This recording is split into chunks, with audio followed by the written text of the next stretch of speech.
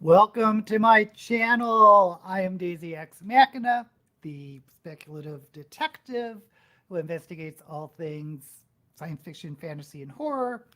And happy Pride Month. And we have some great news starting the Pride Month. If you're in the US or wherever, Tennessee has just, the anti-drag law has been overturned. It's been deemed unconstitutional in Tennessee, ironically, from a judge appointed by Donald Trump. So, starting off Pride with a interesting bit of news. Yes, new wig staring me in the face. You'll only be here part of the time, Lori. Well, you can certainly play it back and see the wig. But thank you for being here for a little bit. I love those symbols. Cool Gamer is here. Yes, welcome back to the channel. So yeah, I just saw this morning about the Tennessee law being overturned or deemed unconstitutional by a judge. So maybe it'll go to the Supreme Court. I don't know. It doesn't mean anything for Florida yet, but it could give you an indication of how poorly written these laws were to begin with, and how broad they are. That it doesn't stand up to constitutional scrutiny. So we'll see how Florida goes and what conservatives will do. So that's it. Okay, so how was everyone's reading this week? Your spousal unit lives in Tennessee and just told him. Well, you choose to live there.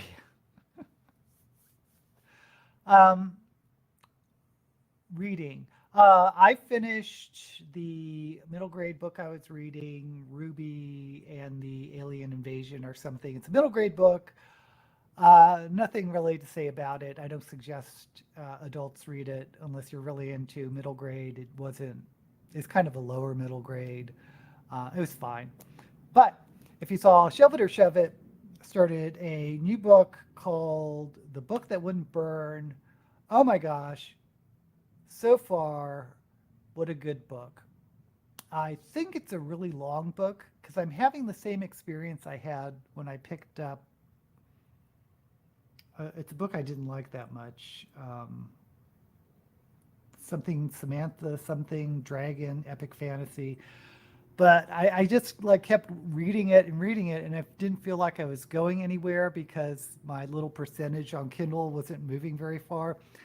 So I'm assuming this is a very long book, which isn't surprising for epic fantasy, but I feel like I'm reading a lot, but I'm not getting very far, which is fine because I'm really enjoying the book.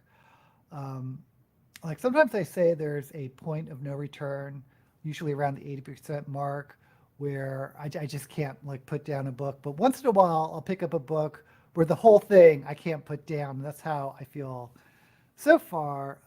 The Book That Wouldn't Burn is by Lawrence, something Lawrence. Anyway, let me look up how many pages this sucker is. I can't give any definitive book that wouldn't burn. Mark Lawrence is the author. See, Goodreads says for a hardcover version, 576 pages, which is a very long book, but actually I thought it was longer.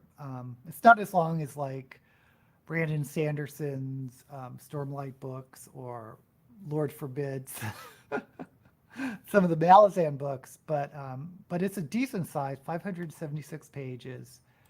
I can't give a definitive review, but if the rest of the book is as good as the first, I don't know, I think 40% into it, then highly recommend. Although it's book one of a series, so you may want to wait for more books to come out. I don't know.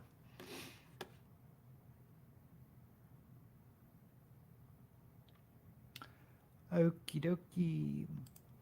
You're reading Cloud Cuckoo Land. Yeah, I remember you talking about it last week, Lori.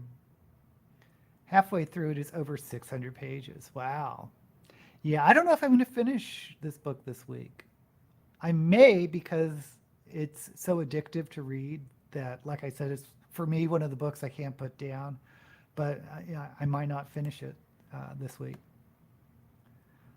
DK Moon, 2 weeks of no reading. Life has been really, that's fine. Perfectly fine. I mean, we all go through that. Yep. You finished Lynette finished The Universe is a Small Place on Kindle 4 to 5, but half a point of that is because it is the first sci-fi story I've read set in Tasmania. Oh, interesting. Was it written by a Tasmanian? You enjoyed the first half, not sure if you care enough to finish it. The Cuckoo Book. Also listen, Do You Dream of Tara? 4 to 5. Okay, well, I want to do orange today. So I need to start with a dark orange.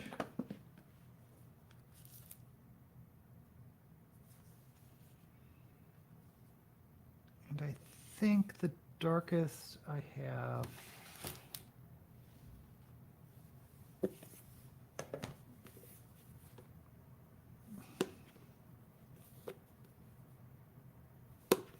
I'm looking at the Charlie and the Chocolate Factory. But let me look at these new palettes I got. Oh. Okay, I do have some choices here.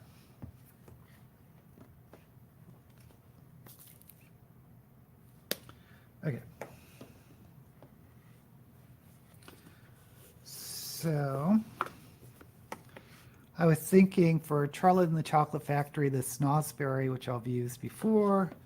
But then I was looking at this Pinky Rose. This one looks really dark too. Let me go with Pinky Rose.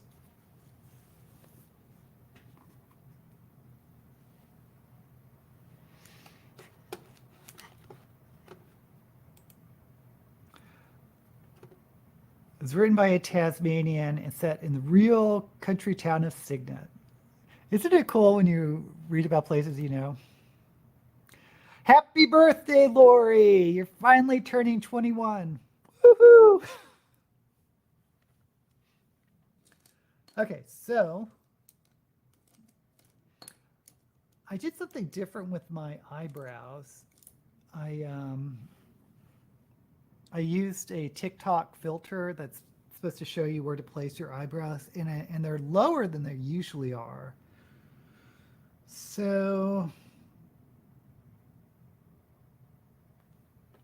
I'm just going to wing it.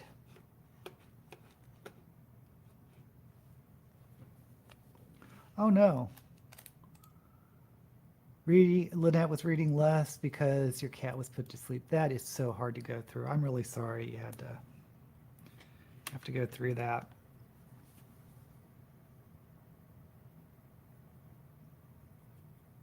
How old was your cat?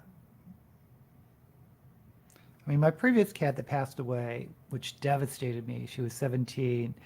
And Angel, my current cat, or our current cat, is, I think 14. I mean, she's getting up there. Okay, so I'm going to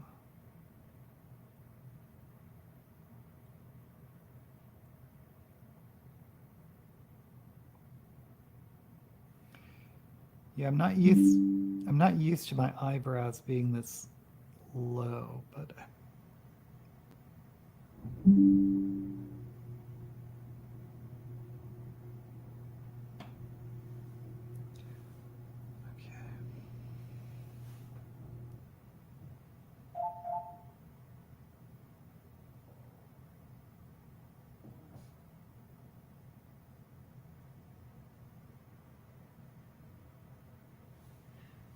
Yeah, these eyebrows are really low.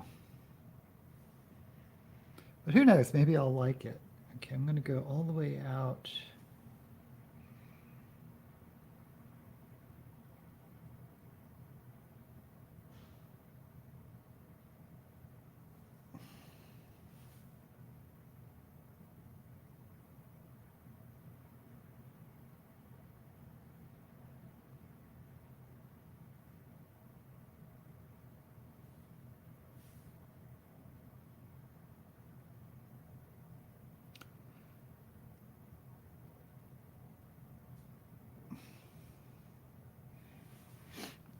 Maybe I should have done Scotch tape.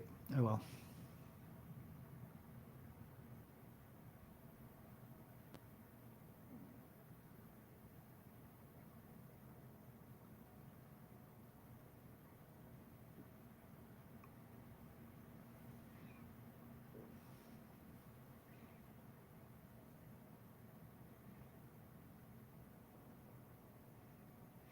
Oh, so TV shows. I am a pretty big fan of Dickens, Charles Dickens, um, and I'll tell you why. Is eighth grade. I was for pleasure pretty much just reading. At that time, I was reading a lot of Heinlein juveniles, Lord of the Rings, and Edgar Rice Burroughs. So I wasn't really into what we read for school, except when we got to eighth grade and we read uh, Great Expectations, and I loved that story. So I've pretty much been a fan of Dickens or being assigned Dickens in school.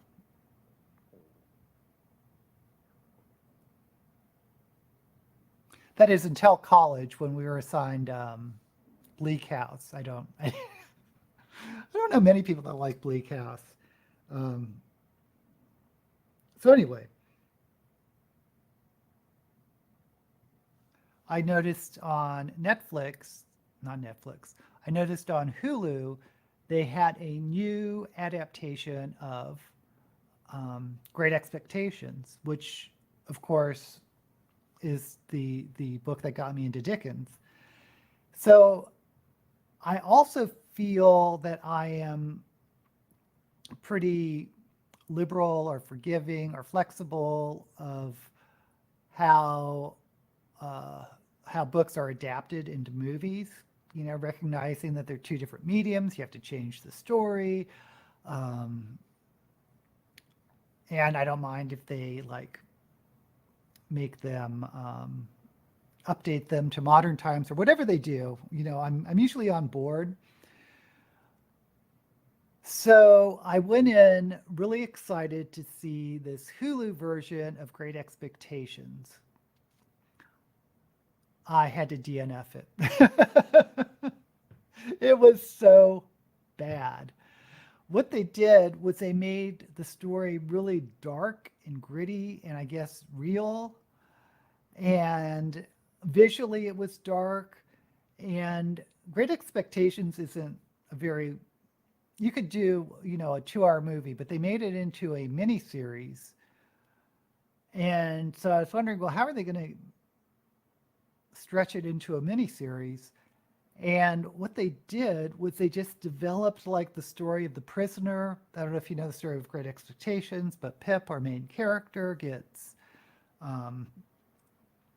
it starts with him meeting a prisoner, but they had this whole long backstory of the prisoner, and it just wasn't pleasant to get to. And my favorite Great Expectations character is, of course, Miss Havisham, who is the crazy old lady who has an adopted daughter who, I think her name is Estelle, Estella. Anyway, the let's call her Estelle. um,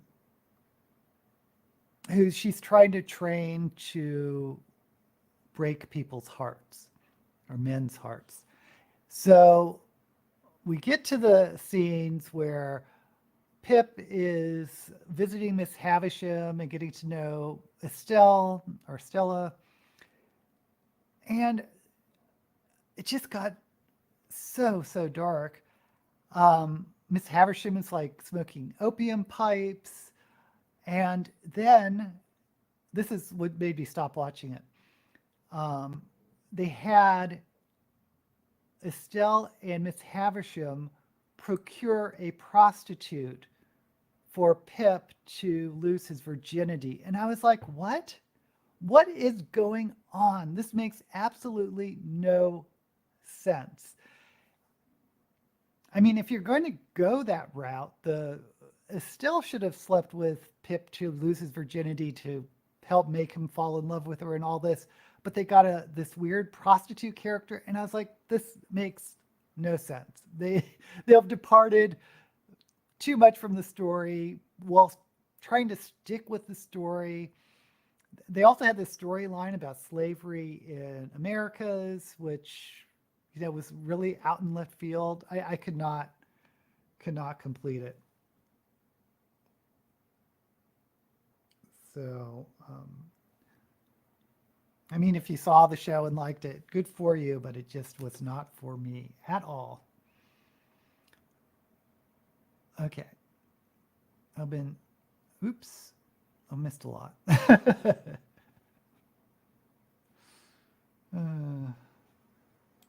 Oh, you started Thistlefoot. You have to let us know how it was. Oh, your cat was 17. That was the same as Patchouli, my cat. Yeah. Yeah, Patchouli, when she died at 17, she was like very listless. But when they did like some type of scan of her heart, cats' hearts, unlike human hearts, have 2 chambers instead of 4 chambers. But the wall that separated the 2 chambers of her heart had disappeared, had disintegrated or something. It was very, there's nothing you could do for that. Gina Lucia has a video, the real reason why ebooks are so, oh, I'm going to have to check that out. Thank you, Lynette. Hated okay, I'm not the only one. There's a short-lived show called Dickensian, which had all, I think I saw a couple of episodes of that. I didn't mind it, but I didn't keep up with it. I mean, I really hated this version of Great Expectations. Thank you for joining us, Cap. No problem if you're late. Fit to be read. Yay. Thank you for joining us. Yes, Miss Havisham is a great classic character. Yeah, she's my favorite character of Great Expectations. Yeah, I didn't mind that one. That was a good one. You can't go wrong with Anne Bancroft either. Yeah, I was actually mad. I was like watching getting mad, and I never do that when I watch adaptations. I was like, they're too far. This is going too far. Yeah, the movie, I definitely recommend that movie. There's an old black and white one too that's pretty good.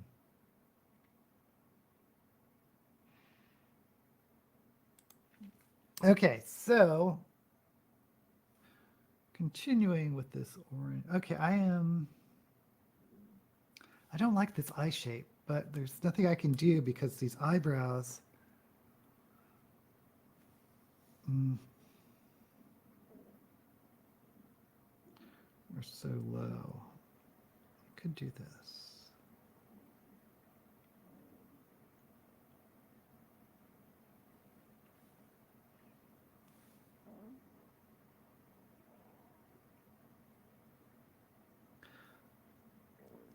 Oh, a show I did see, or we saw, that I highly recommend.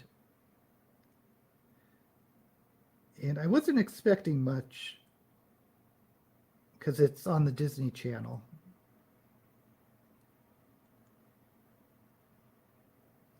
And it's called American Born Chinese. And it's it's not a retelling, but it's a story that deals with the Monkey King from Chinese mythology. And I've seen some movies like that before. So I was just kind of meh about the whole Monkey King backdrop. And it's in modern times, which, you know, okay.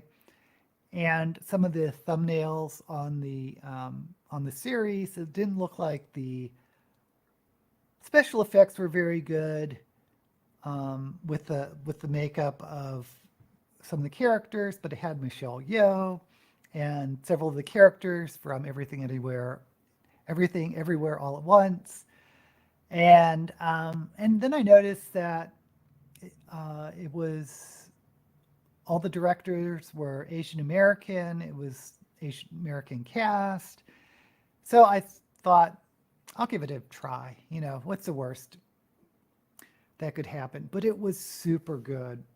Really dealing with being I guess he was first generation Asian American, um, trying to assimilate into the culture, um, dealing with parents who are from not of the culture. I mean, it was really, really good. And I've looked up more about it, and it's apparently based on a graphic novel by a Asian American author who is, you know,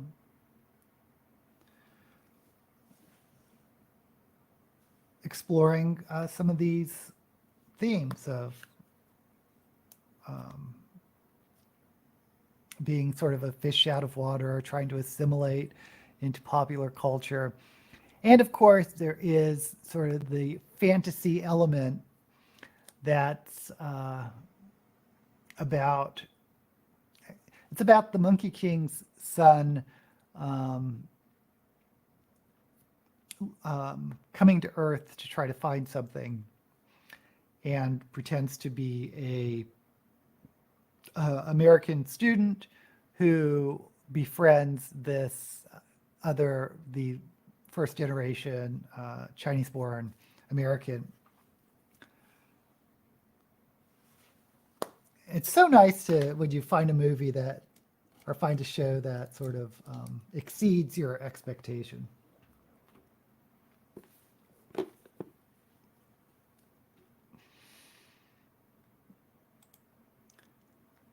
Is anyone planning on reading Yellowface? I plan to, but we'll wait until I can get my turn on the library wait list.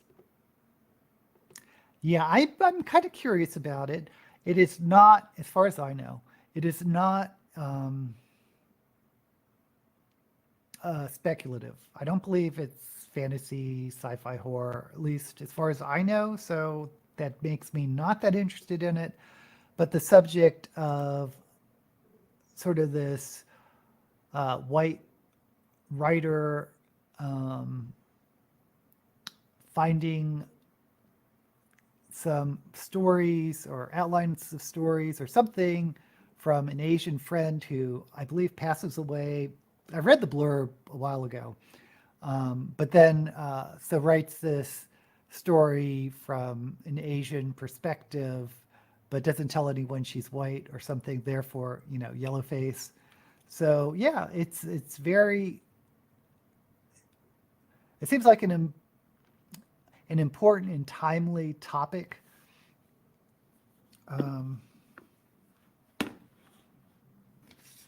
But it's not the type of book I usually read.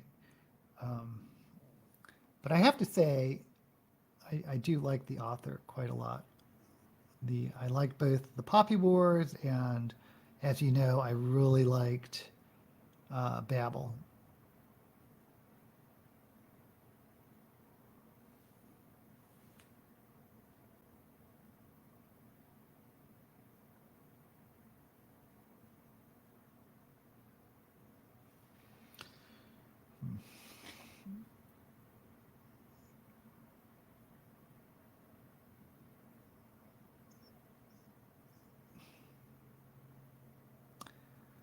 I don't know if you follow Michelle Schusterman. She's a author tuber, traditionally published mostly middle grade books, but she had a great video um,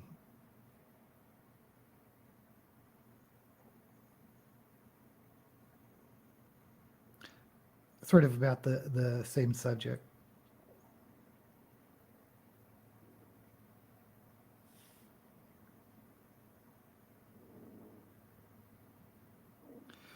Okay, let me try to blend. I was trying to blend with orange over orange, but they're kind of the same color. So I guess we're going to, I was going to try to stay away from yellow, but I don't think I can get away from it. So I'm just going to.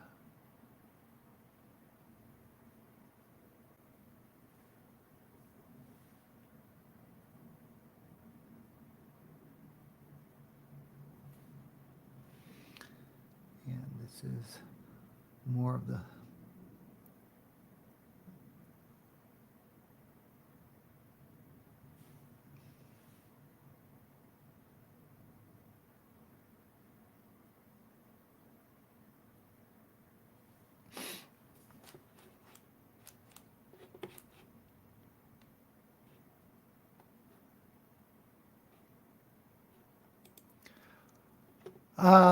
Lori looked into Yellowface, thought it was one of hers I might enjoy, but some of it is written in present tense. Isn't that interesting how we have preferences for the tense? Present tense sometimes throws me, but after a couple chapters, I don't mind it. Oh, she steals the entire manuscript. Okay. It's a literary thriller. Wonder where the thriller part comes in. Because it doesn't sound like the plot of a thriller.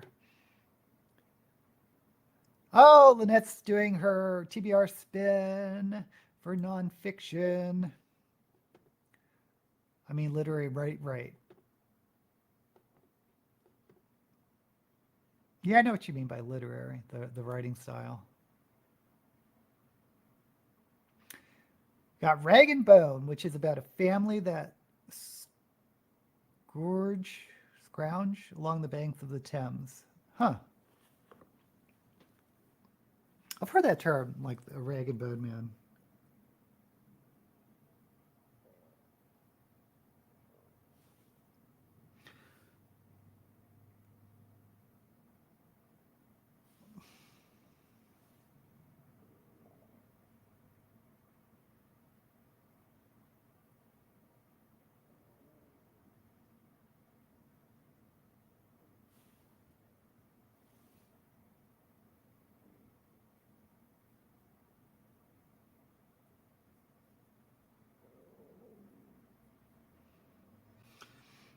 I don't know why my stomach's really growling.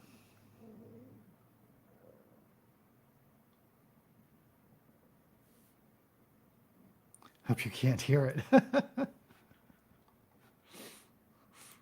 Okay, scrounge.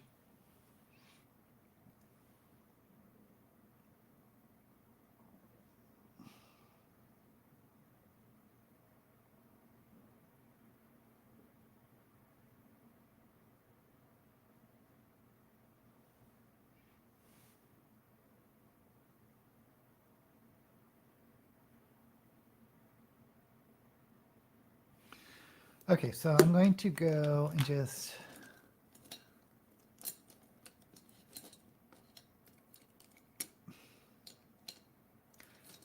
I'm gonna have to see this makeup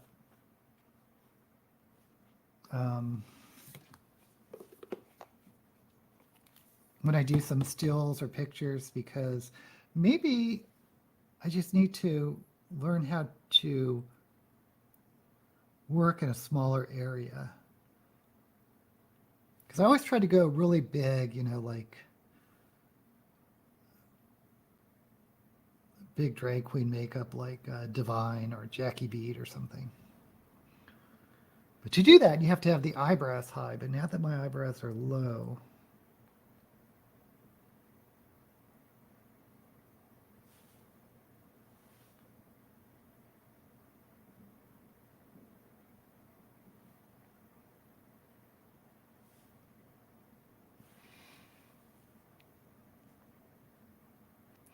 Okay.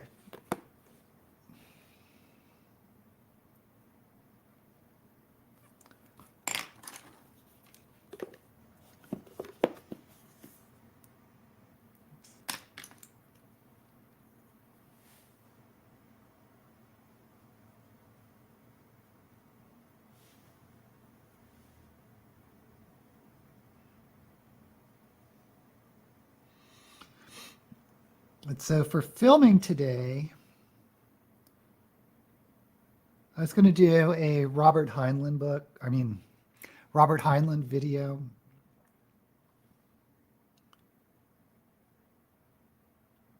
Because the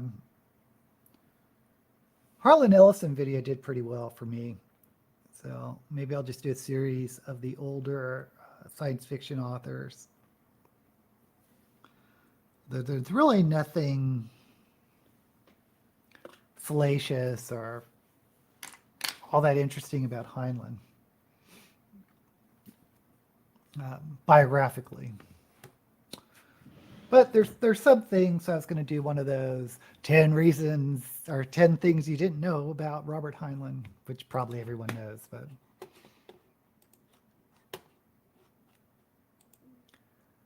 the guys in the USA find lots of guns. The guy in the Netherlands found a whole heap of metal chairs. Oh, wait a sec. I thought you were talking about the book. Been watching videos of guys magnet fishing. Oh, okay. There's a bookstore on a barge in the Thames. Oh, that's kind of interesting. Philip K. Dick was certainly a character. Dancing and singing along with the Ragabone Man. Well, I did do that video on Philip K. Dick. Although it's mostly just regurgitating an interview he did. But I like that because I cleaned up this interview that was really hard to listen to. So it's a little bit easier to listen to. But he's certainly pretty fascinating. And of course, I've been saying James Tiptree also. But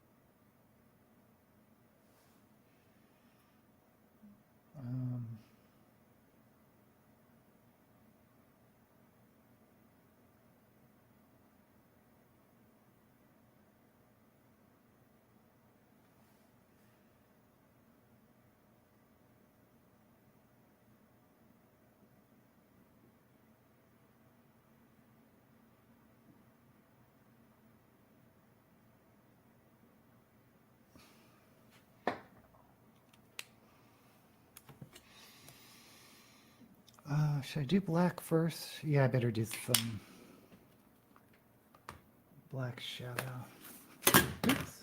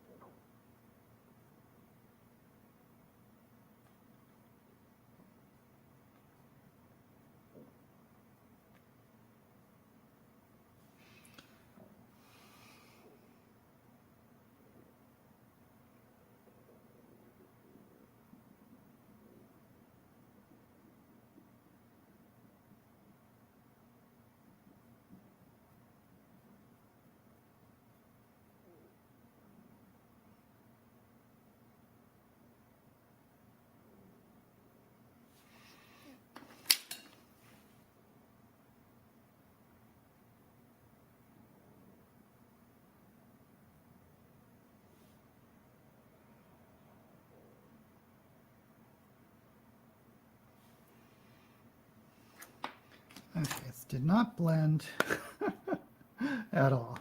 Okay. Let's go back to this.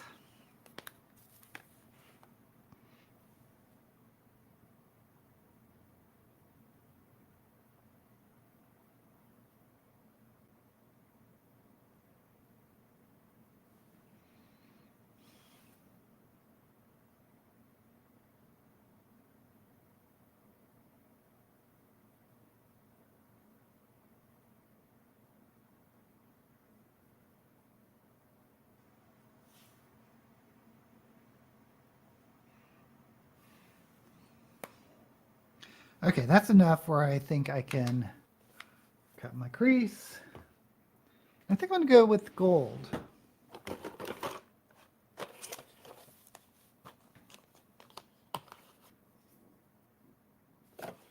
Yeah, I'm just going to do solid gold. One of Lynette's sons finally got into government housing. One bedroom, semi-detached, reserved for people with disabilities. Well, that's great. That is great. People love it. All the money I saved during my book ban went on buying a bed, mattress, and TV.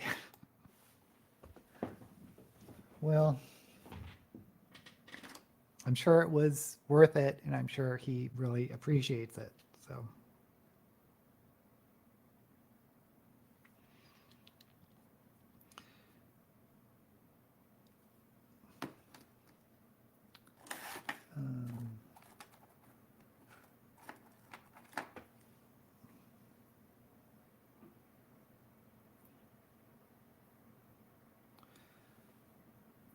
Okay, I'm just going to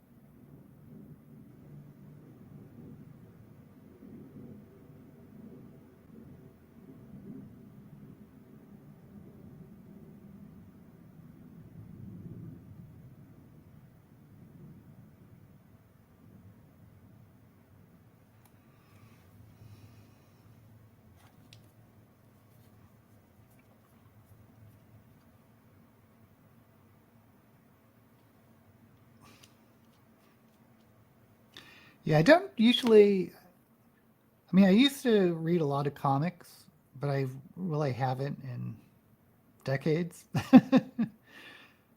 But I am kind of curious about the American-born Chinese graphic novel. Almost want to check that one out.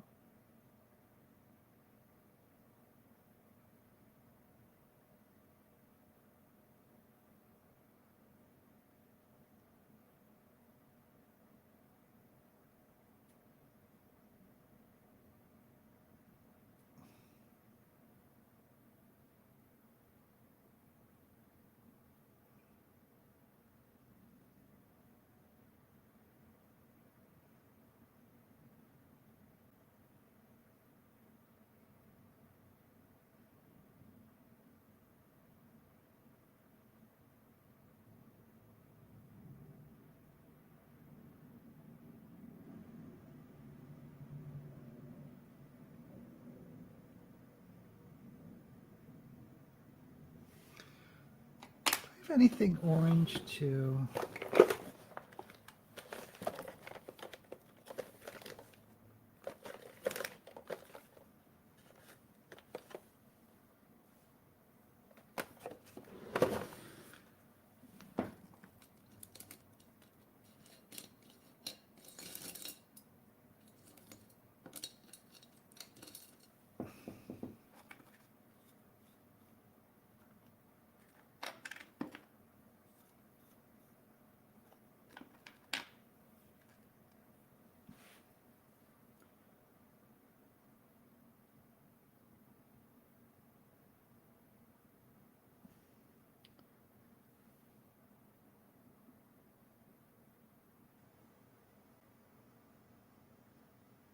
I should have done a different under base than white. Oh well.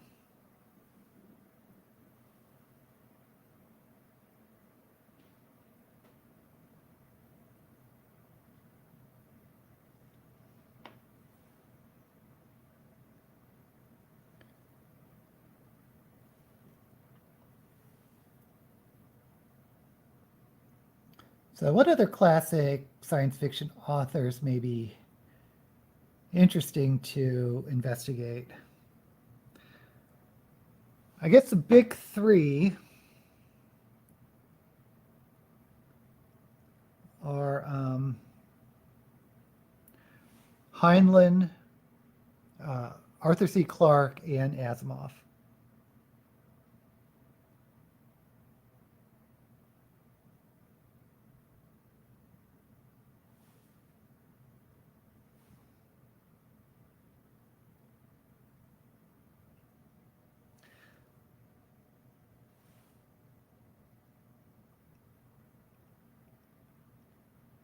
And I think those are the writers, along with Ray Bradbury, that sort of everyone knows about.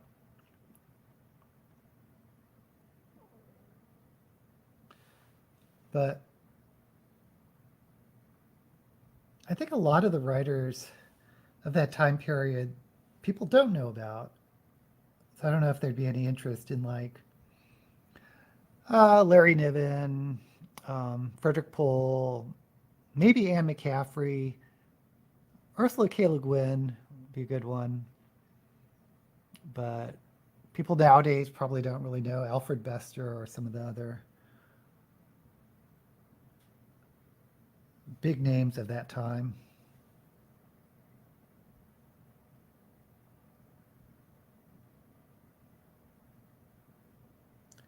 Clifford Simak, just naming names now.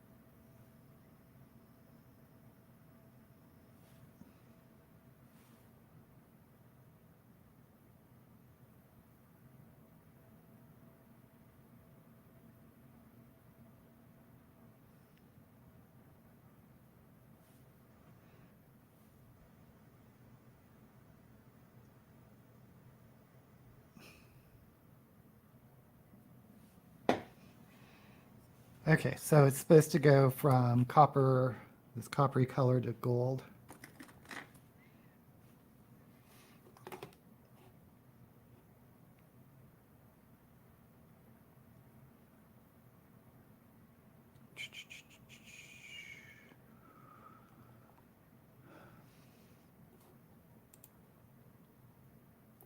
You do own the complete Calvin and Hobbes. Yeah, I like Calvin Hobbes. Watterson was an interesting character, retired when he was only 38 when Calvin and Hobbes was at its prime. He refused to allow any merchandise. Yeah, that's kind of interesting.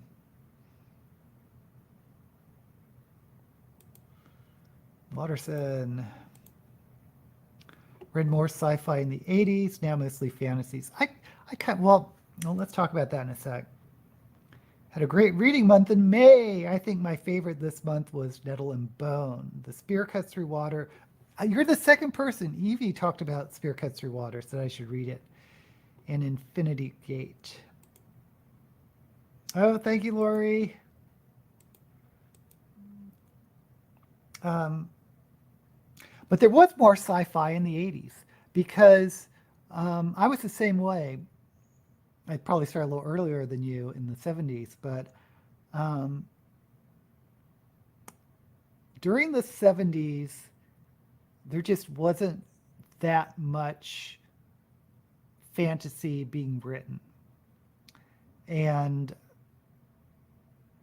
we're just coming out of the golden age of science fiction. There was like everything, if you looked at the bookshelves, everything was science fiction, except with some exceptions. And always Lord of the Rings, of course, was there. But it wasn't until the Sword of Shannara, or the Shannara Chronicles, was released in, 77, 78, followed by the Thomas Covenant Chronicles by Donaldson, that fantasy began to take off. And during the 80s, I think there was still a lot more. That was sort of the transition. Fantasy was just trying to make a comeback, or to more establish itself as a genre in the 80s, but you still had some great science fiction. You had Joan Vinge, you had, David Brin, you had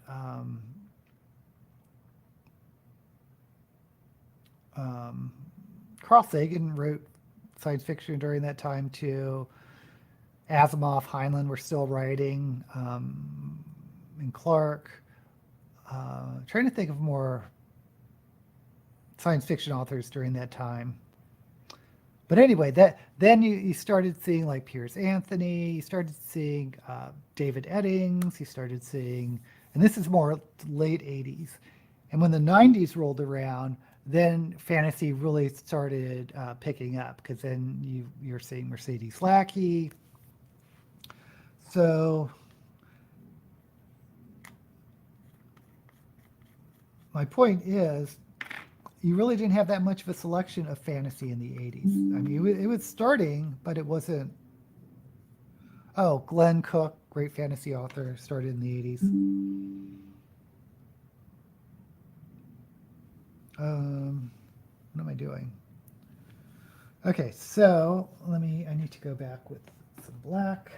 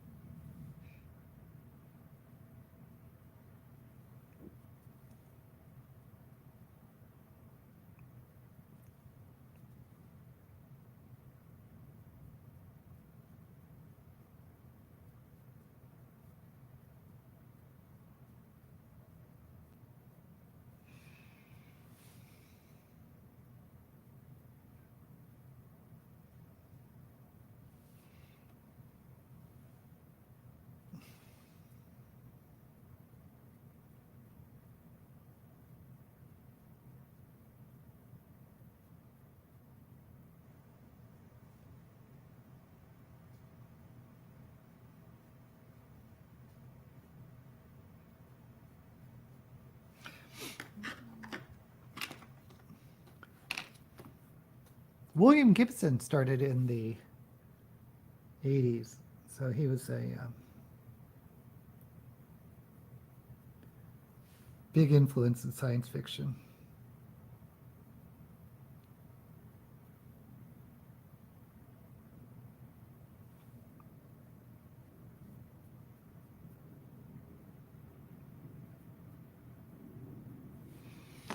Okay, so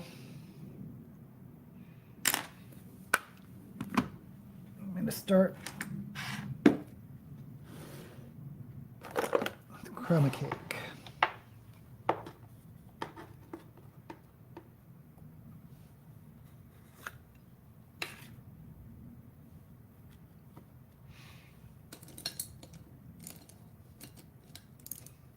Yeah, it's actually pretty surprising how small the science fiction market is now compared to fantasy, when it used to be the opposite. So.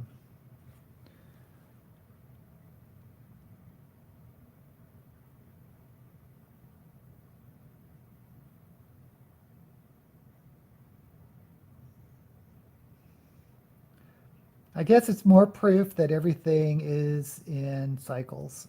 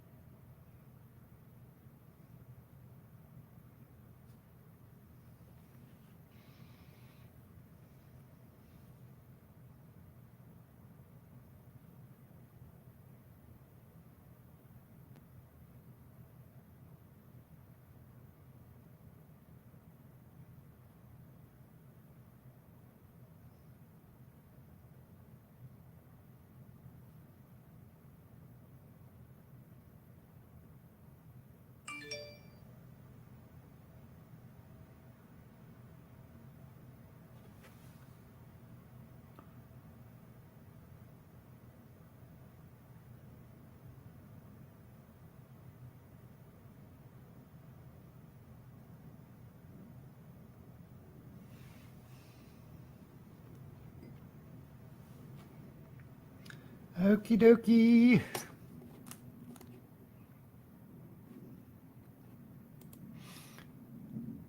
Love both sci-fi and fantasy, but you started with fantasy. I prefer high fantasy or fairy tale mythology reimaginings. Do you dream of Terra 2 is set in an alternate universe in which the space program is way ahead of ours? Oh, that's interesting.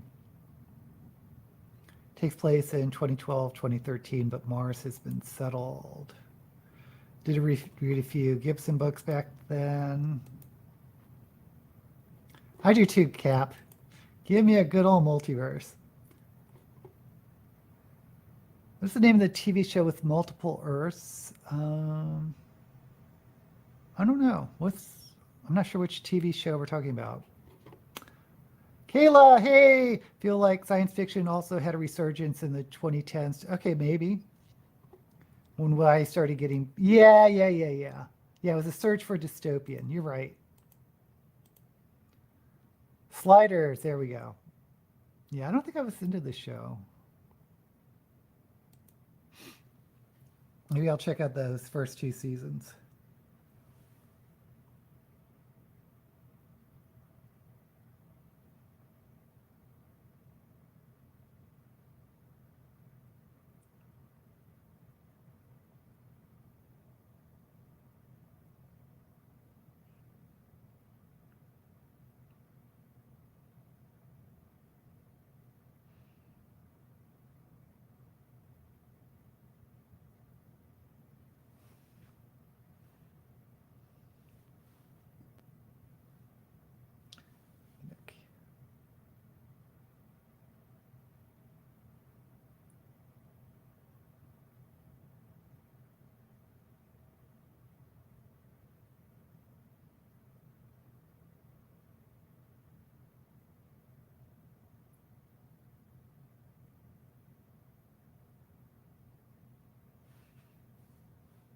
Okie doke.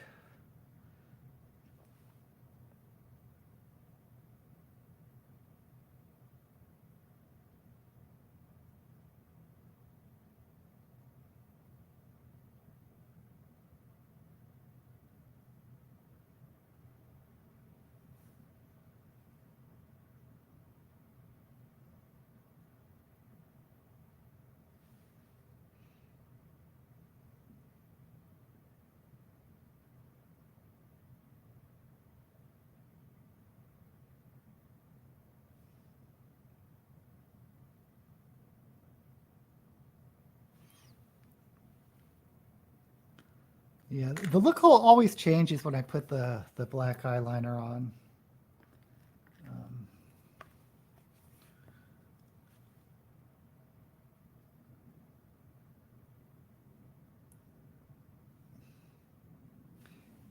In a good way.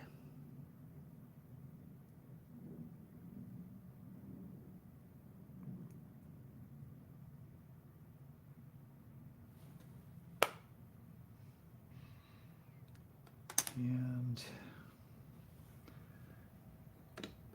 time to remove the bake. First, the last season or 2 seasons or 2 of Sliders are not great, especially when 1 or even 2 of the characters left the cast. I hate that. Enjoyed a few seasons of Sliders. The professor left and the show went downhill.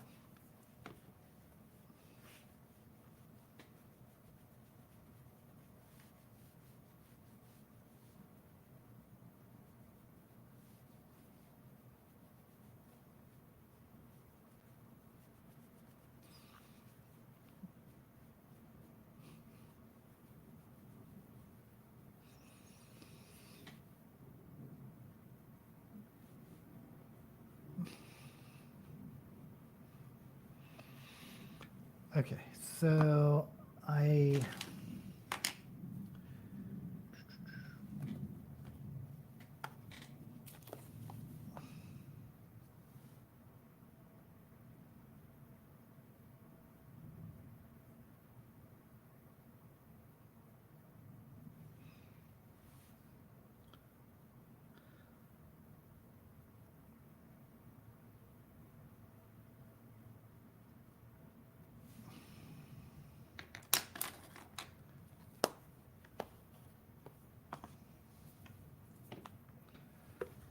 We're getting close to finishing the eyes.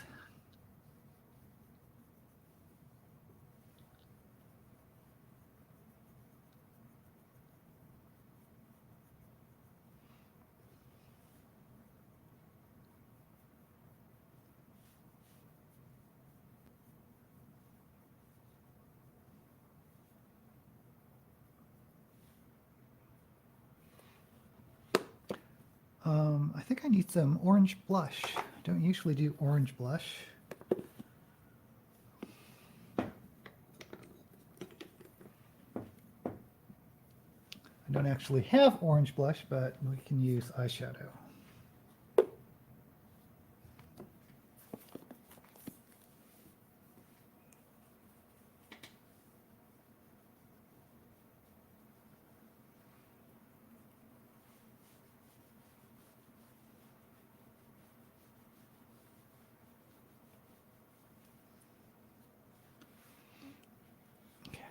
Maybe that's dark. Okay, can we calm this down?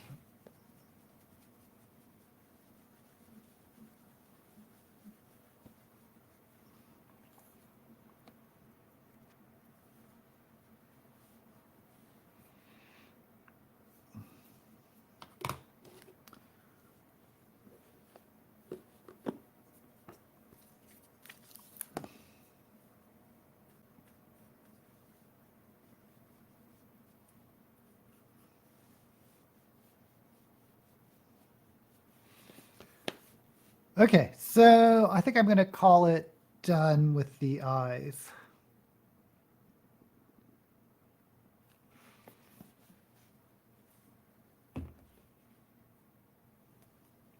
And how are we doing with time? Oh, just an hour. Okay, we're doing well.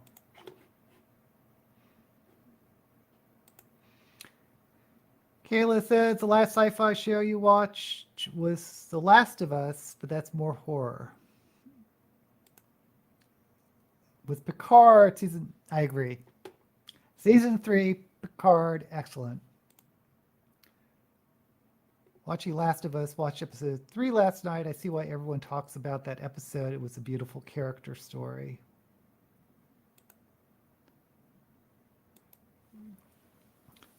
Lynette, you said you had Netflix, right? If you haven't seen Sense8, S-E-N-S-E, the number 8, you got to check it out. Got to check it out. Okay. Do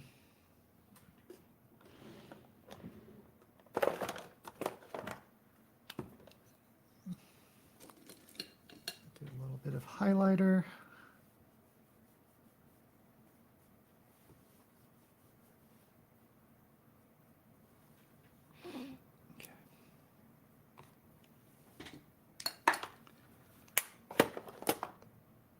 Am I ready for lips? I'm ready for lips. We're going fast today.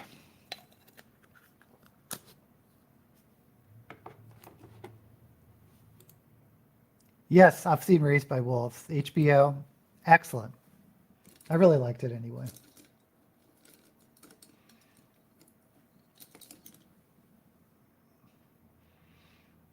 It's a terrible title, though. I guess, is it from a book? Because, I mean, it's about artificial intelligence and robots. But you see the title Raised by Wolves and you think, or I think, fantasy.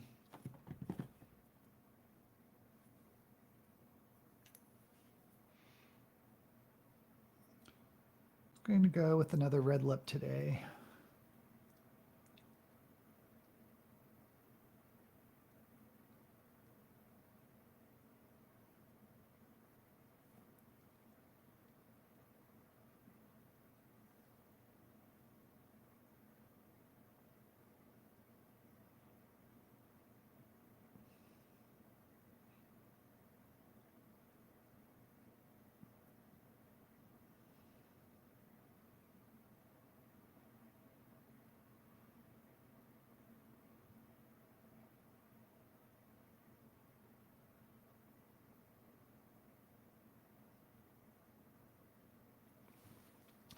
Yeah, I'll probably resubscribe to HBO when they release the new season of House of the Dragon.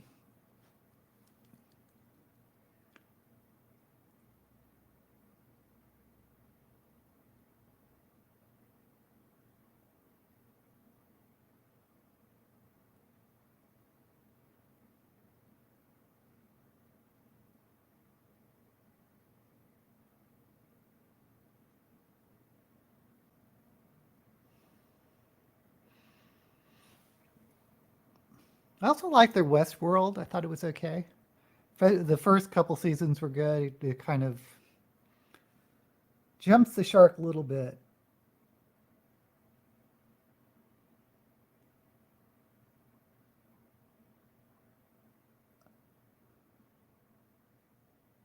On the later seasons, but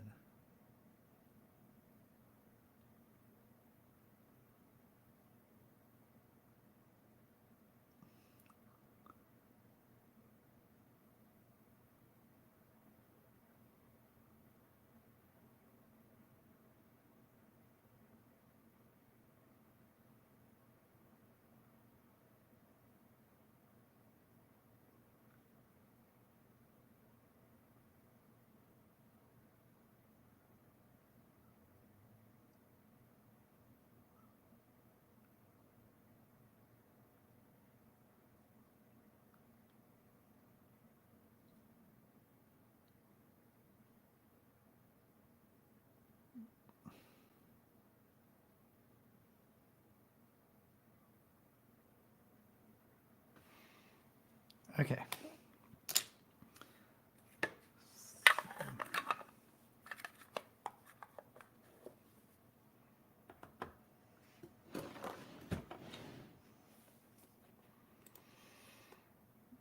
Seen the promos for it, but have not watched Raised by. I would recommend it. I think it's at least worth checking out.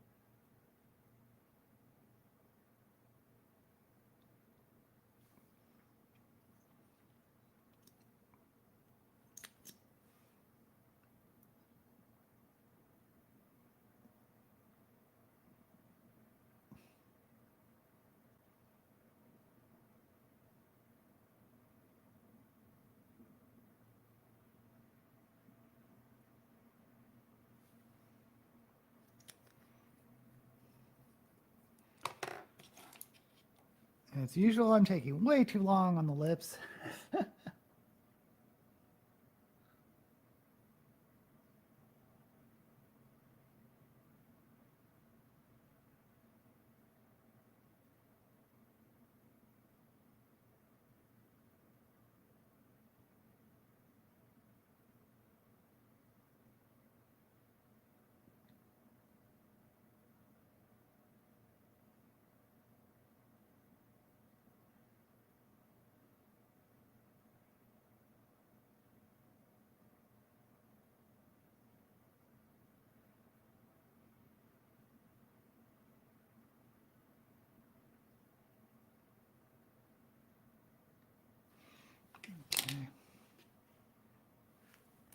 Are they not even?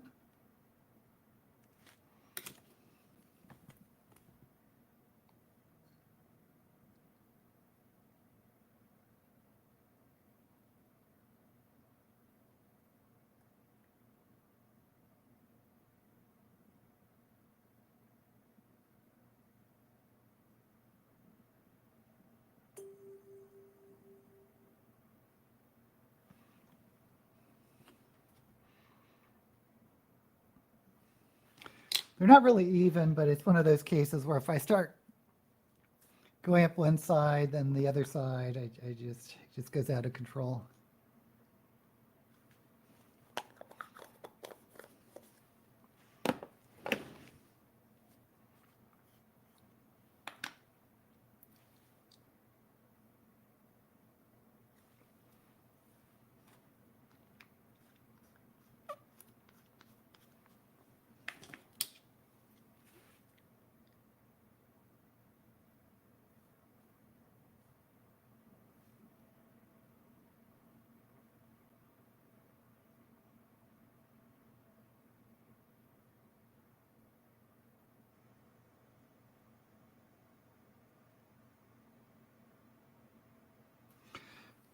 Okay.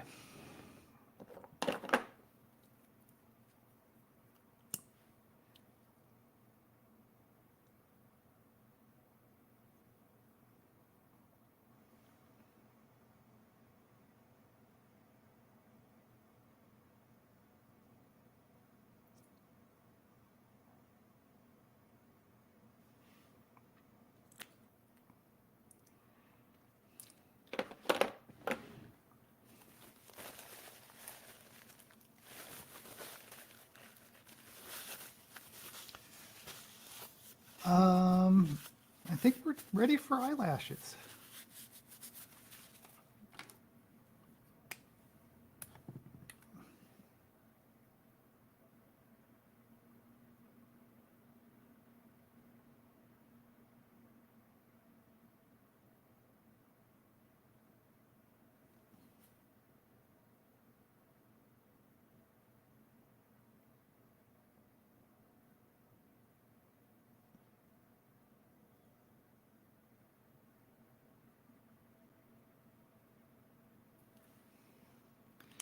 So there is one thing I want to do. To smoke out the black just a little bit.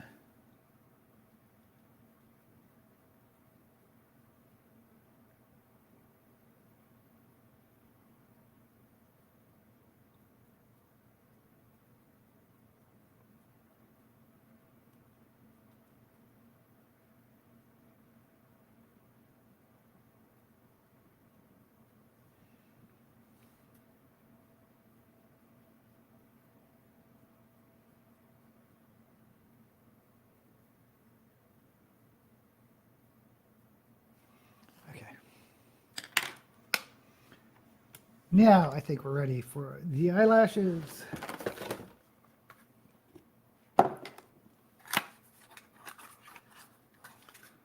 We are going fast today.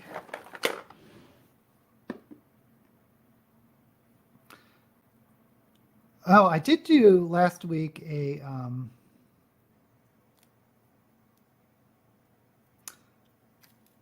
filmed a video on a movie review for Dungeons and Dragons. So I'm probably going to release that this week. I mean, if you're going to do a movie review, you really should do it like as soon as the movie is released. And I was going to do that with Dungeons and Dragons, but I just didn't feel like going to the theater.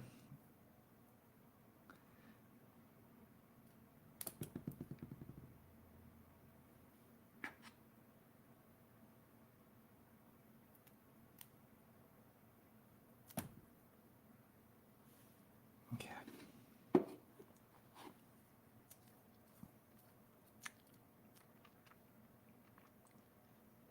Oh, I should have done a review of American Born Chinese. Oh well.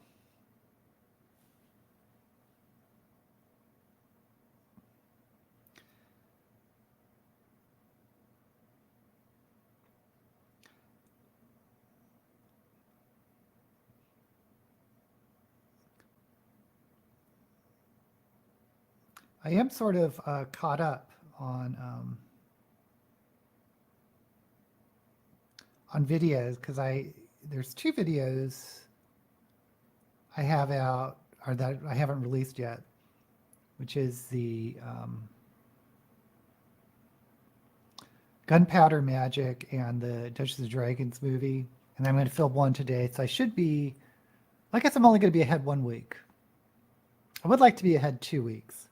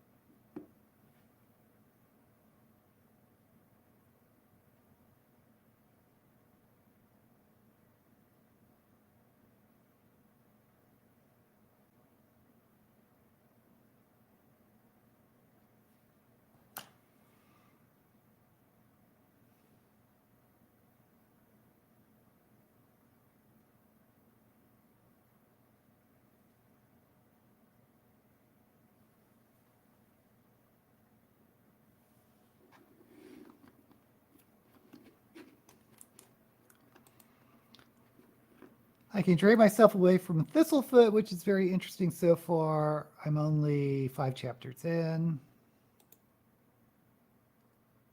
Yes, new wig. It's minutes away. Minutes away.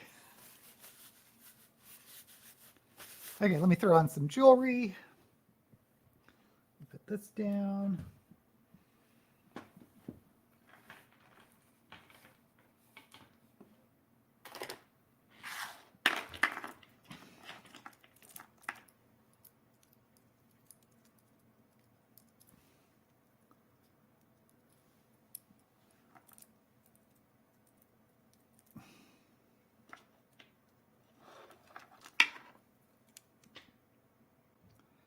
Okay, drum roll, please. Well, let me put on this necklace. Then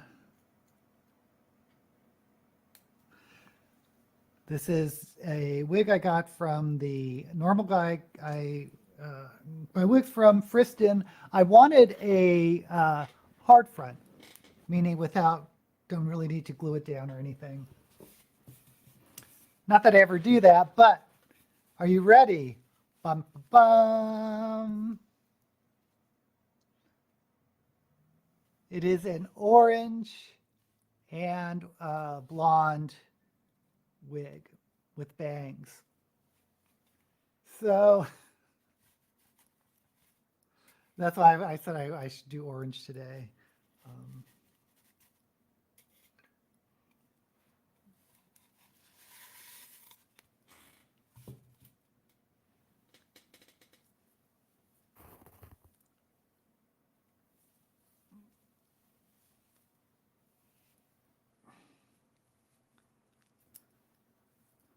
Move this microphone up a little bit.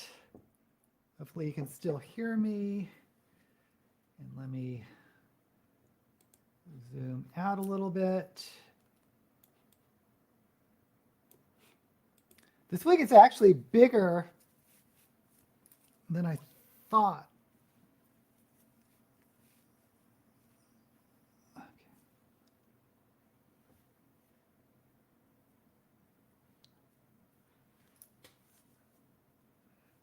So what do you guys think? My orange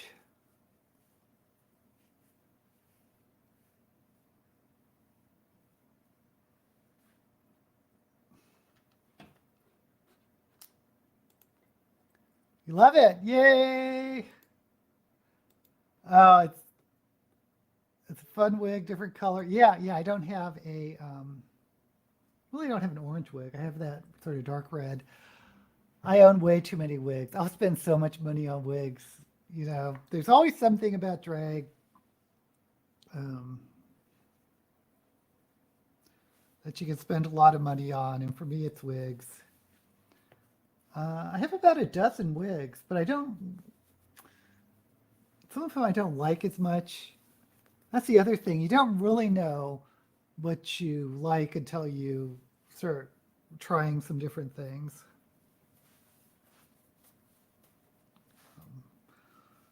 Like I have a lot of the lace fronts because I thought they're more expensive, therefore they have to be better, but it's really not necessarily true. Okay. So guys, this is the final look. And I think I like the eyebrows lower than I was putting them. So, and I really like the style of this wig. I like it's a hard front. I'd rather have sort of a swoop, but as bangs go, I like this fluffy bang. I think that's it. Oh boy. Thank you, Cap. Thank you, Lynette. Okay, guys, I'm going to film my Heinlein video today, and later this week I'll release the Dungeons and Dragons movie review, which you may or may not are interested in. Fine either way. And I should be, there's one week, I'm going to miss a Saturday, one of these, sometime this month. I don't think it's in next week. I don't know, because a friend of mine's having a party and I have to figure out when that is. So I'll definitely let you know. But if I don't see you next week, I'll see you the week after or vice versa. Thank you again, as usual, for joining me. And may all the books you read be blessed.